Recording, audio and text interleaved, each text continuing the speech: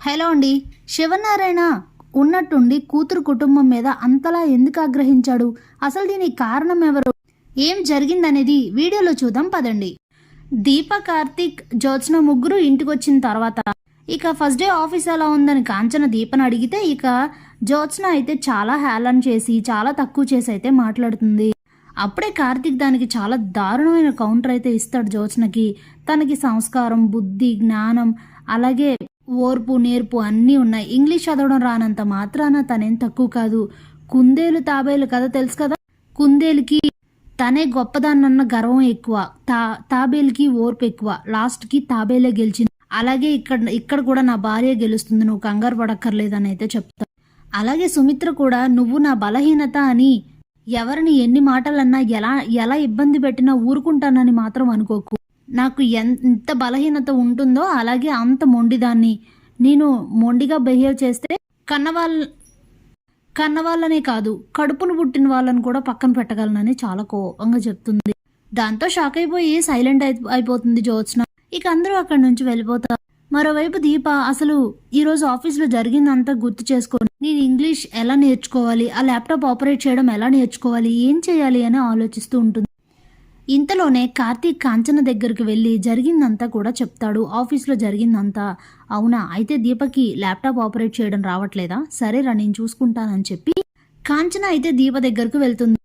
ఇంతలోనే దీప ఆలోచిస్తున్నది చూసి ఏంటి దీప అలా ఆలోచిస్తున్నావు అని అడిగితే, అత్తయ్య ఈరోజు ఆఫీస్లో ఇలా జరిగింది. నాకేమో ల్యాప్టాప్లు అవి ఆపరేట్ చేయడం రాదు, మరి ఎలాగో తెలియట్లేదు. జ్యోత్స్న ఏమో ఇలా మాట్లాడిందని అనేసరికి నీకు ఇంగ్లీష్ రాదు, ల్యాప్టాప్ ఆపరేట్ చేయడం రాదు, ఇంతకు మించి నువ్వు ఈ ఒక్కటి పక్కన పెడితే మిగతా అన్నిటి విషయాల్లో జ్యోత్స్న కన్నా 1000 రెట్లు బెటరు. అదేదో అందని నువ్వు ఆలోచించకు. నీకు ఆ 2 నేను నేర్పిస్తాను. ఎంత చక్కగా నేర్చుకుంటావో చూడు. ఈ క్షణం నుంచే నీకన్నీ నేర్పిస్తాను రా దీప అని చెప్పి కాంచన అయితే దీపకి మెల్లిమెల్లిగా అన్నీ నేర్పిస్తూ ఉంటుంది. ఇక అలా 2 రోజులైతే గడుస్తుంది.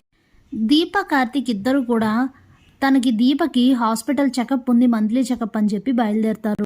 అప్పుడే ఎక్కడికి వెళ్తున్నారు బావా ఇద్దరు కలిసి అని అడుగుతుంది జ్యోత్స్న. తనకి హాస్పిటల్ చెకప్ ఉంది, తీసుకెళ్తున్నాను మెడికల్ చెకప్కి అని అంటే, నువ్వెందుకు తనని తీసుకెళ్లడం? ఇక ఇంట్లో ఉన్న వాళ్ళు ఎవ్వరూ వెళ్ళలేరా, నువ్వే వెళ్ళాలా అని అడుగుతుంది జ్యోత్స్న. ప్రతిసారి నేనే తన హాస్పిటల్కి తీసుకెళ్తున్నాను, నాకే అన్ని విషయాలు తెలుసు. అమ్మ తీసుకెళ్లలేదు, ఇప్పటి వరకు అది జరగలేదు. కానీ ఇప్పుడు అత్త కూడా నీరసంగా ఉంది, ఎవరు తీసుకెళ్తారు? ఎందుకు అలా పెడార్థాలు ఆలోచిస్తావు నువ్వు అని అడిగితే, ఇంతలోని సుమిత్ర వచ్చి వాళ్ళని వెళ్ళనివ్వు జ్యోత్స్న, ప్రతిదానికి ఎందుకు అలా అడ్డుపడతావు అని గట్టిగా కసిరేసరికి ఇప్పటికే మమ్మీ నా మీద కొంచెం కోపంగా ఉంది, ఇప్పుడు అవసరమా అని చెప్పి తను కూడా సైలెంట్ అవుతుంది. ఇక దీప, కార్తీక్ ఇద్దరు హాస్పిటల్కి వెళ్ళి మెడికల్ చెకప్ చేయించుకొని తిరిగి ఇంటికైతే వస్తారు.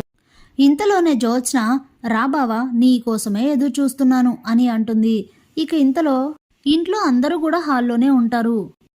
అప్పుడే దశరథ్ అయితే ఏంటి ఇప్పటికైనా చెప్తావో మమ్మల్ని అందరిని ఎందుకు పిలిచావో అని అడిగితే, చెప్తానా డాడీ, బావ వాళ్ళు వచ్చారు కదా వాళ్ళ కోసమే చూస్తున్నా, చెప్తాను అని అంటుంది. ఏమైంది జ్యోత్స్న అని అడుగుతాడు కార్తీక్. చెప్పడం ఎందుకు, చూపిస్తానని చెప్పి శివనారాయణకి జ్యోత్స్న ఒక వీడియో అయితే చూపిస్తుంది. ఆ వీడియో చూసేసరికి శివనారాయణ ఆగ్రహానికి అసలు అవధులే ఉండవు. ఏంటి నాన్న ఆ వీడియో అని అడిగితే దశరథ్ కూడా చూపిస్తుంది. ఏంట్రా కార్తీక్ ఇది అని అడుగుతాడు. అసలు ఏంటి మావయ్య అని అడుగుతాడు కార్తీక్. నువ్వు దీప హాస్పిటల్కి అని చెప్పి వెళ్ళి చేసిన పనిదా? మీరిద్దరూ అసలు ఆ దక్షిణామూర్తితో ఎందుకు మాట్లాడుతున్నారు? ఎన్నిసార్లు చెప్పినా మీకు అర్థం కాదా అని అంటే, అప్పుడే శివనారాయణ వాళ్ళకెందుకు అర్థమవుతుందిరా, వాళ్ళకు మన బాధ అర్థం కాదు, వాడితో ఎవరితో అయితే మాట్లాడకూడదో వాళ్ళతోనే మాట్లాడతారు, అసలు ఏంట్రా మీ ఉద్దేశం అసలు అని అడిగితే, అప్పుడే జ్యోత్స్న అయ్యో తాత అనవసరంగా నువ్వు బావని తిడుతున్నావు, తిట్టాల్సింది బావని కాదు దీపని, ఎందుకంటే బావకి ఇలాంటి సలహాలన్నీ ఇచ్చేది దీపే అని అంటే, ఈ భార్యాభర్తలకి బాగా అలవాటైపోయింది.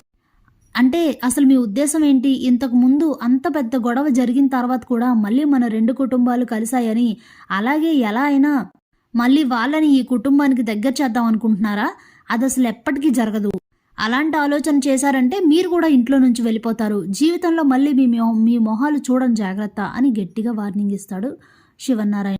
అప్పుడే సుమిత్ర కూడా ఎన్నిసార్లు ఆల్రెడీ ఆ రోజు జరిగింది కదరా, మళ్ళీ ఎందుకు ఆయనతో వెళ్ళి మాట్లాడారు అతనికి మనకి ఎలాంటి సంబంధం లేదని ఆ రోజే చెప్పాం కదా, మీకు ఆ రోజు అర్థం కాలేదా అని చెప్పి తిడితే అప్పుడే శివనారాయణ ఇక మళ్ళీ ఇంకొకసారి ఇది రిపీట్ అయితే మాత్రం మిమ్మల్ని ఇంకెప్పటికీ క్షమించేది లేదు, వాడు మన వద్ద శత్రువు, చెప్పేది ఎందుకు అర్థం కాదు మీకు అని అయితే కోప్పడతారు. ఇక అక్కడి నుంచి వెళ్ళిపోతారు అందరూ. అప్పుడే నేనైతే హ్యాపీ, ఇన్నాళ్ళకి వీళ్ళిద్దరినీ తిట్టించే మంచి అవకాశం దొరికిందని అనుకుంటూ ఉంటుంది. అప్పుడే పారిజాతం వచ్చి అదేంటి నీకెలా వీడియో దొరికింది అని అడిగితే వాళ్ళు వెళ్ళిన తర్వాత వాళ్ళు ఎక్కడికి వెళ్తున్నారు, ఎందుకు వెళ్తున్నారని నేను ఫాలో చేస్తూ వెళ్ళాను.